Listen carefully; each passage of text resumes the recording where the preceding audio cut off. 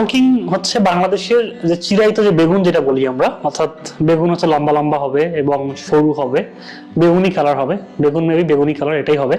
তো এই যে বেগুনটা মূলত পাপোটিং বেগুন, এই জাতের বেগুনটা মূলত লালতির যে সিড কোম্পানি তাদের দ্বারা এটা তারা বাংলাদেশের মার্কেটে তারা রিলিজ করেছে। যে এই বেগুনটা সাইজ প্রায় 25-30 সেন্টিমিটার লম্বা হয় এবং এই বেগুনটার ফলন অনেক বেশি। প্রতি একটা গাছ থেকে প্রায়, আমরা যদি বেগুন গাছ 6 মাসের প্রায় থাকে, এই সময়ে 10 থেকে 12 কেজি পর্যন্ত বেগুন আমরা হারভেস্ট করতে পারি। আর একটা প্যাকেটে প্রায় সিড থাকে 1000 থেকে 1500 পর্যন্ত।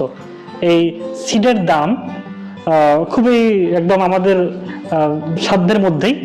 এছাড়াও এই জাতের বেগুনটা কিন্তু সারা বছর যে কোনো সময়েই চাষ করা যায় এবং এই জাতের বেগুনটি ব্যাকটেরিয়াল যে উইল্ড হয় অর্থাৎ নেতিয়ে পড়ে, এটা থেকে এটা হচ্ছে প্রতিরোধক্ষম। এছাড়া আমরা জানি যে বেগুনের প্রধানতম যে রোগ বা পোকা সেটা হচ্ছে ব্রিঞ্জাল ফ্রুট অ্যান্ড শুট বর, যাকে বাংলায় বলি বেগুনের ফল ও ডগা ছিদ্রকারী পোকা, সবচেয়ে ভয়ঙ্কর এই পোকা। আর এই যে পার্পল কিং বেগুনটা মূলত এই পোকার বিরুদ্ধে কাজ করতে পারে এবং এখানে এই পোকা অ্যাটাক করতে পারে না। যেহেতু আমাদের পার্পল কিং বেগুনটা আমাদের রোগ প্রতিরোধক্ষম, সারা বছর হচ্ছে এবং একই সাথে সেটা যে কোনো মাটি অর্থাৎ লবণাক্ততা, তাপ এবং ঠান্ডা, এই তিনটাই কিন্তু সহনীয়।